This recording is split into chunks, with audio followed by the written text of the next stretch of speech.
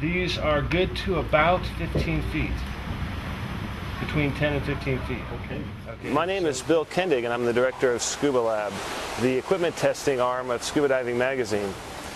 Our motto is, we do what you would do if you could do it.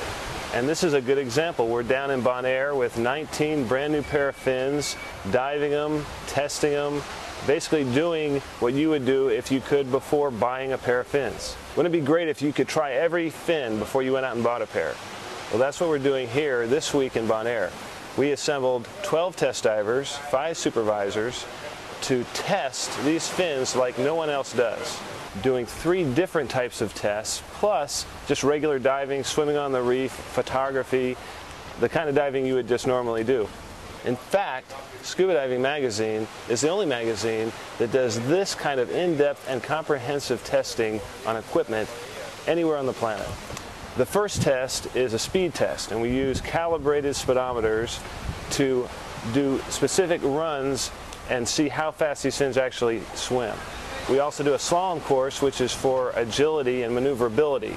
And this is a timed course for the divers to do in 2 directions, and we'll average those scores.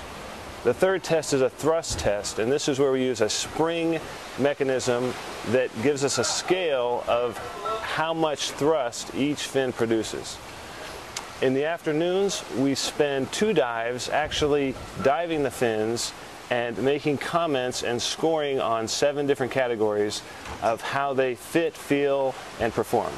And that's called our ergo or ergonomic testing. It doesn't matter which way you go, we're going to work out in the flat area. You're going to pick a direction that's clear. For the speed test, we use highly sensitive underwater digital speedometers.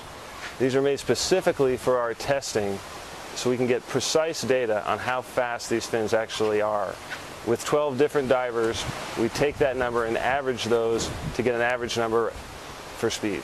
Speed, for a lot of people, is an important aspect of how the fin performs. While you may not be necessarily a fast swimming diver, you may be interested to know if these fins are in fact slow or fast.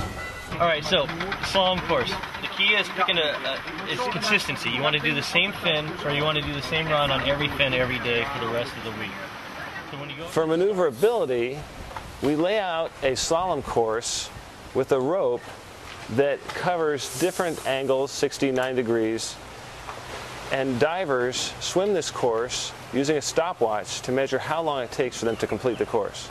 They do this in both directions to balance out any difference that a current would make.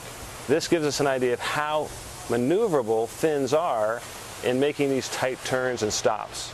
Some fins like to be kicked real hard and deep, and like a big blade fin, and then some, like the splits or some of the softer fins, like to be kicked on a real fast flutter, kind of a Lance Armstrong thing. So you want to give the fin its fair shot. So if it's a flutter fin, that's what you want to do. And so you can, on your way out, after you get your fins from the dock, you can kind of feel it. You can feel it pretty quickly. To measure thrust, we use a calibrated spring scale that's attached to a harness. The divers swim into the harness, put the PVC bar at their waist, and then slowly build up speed until they're giving their maximum thrust, which is recorded by the supervisor. So as you can see, this is a lot of work, but it's also a lot of fun. And we wouldn't be able to do it without the volunteer divers who are readers just like you. These people take their vacation time, spend their money to come down here to be a part of this test, to help us gather the data, to give you the information you need to make an informed buying decision. And in the end, they're doing what you would do if you could do it.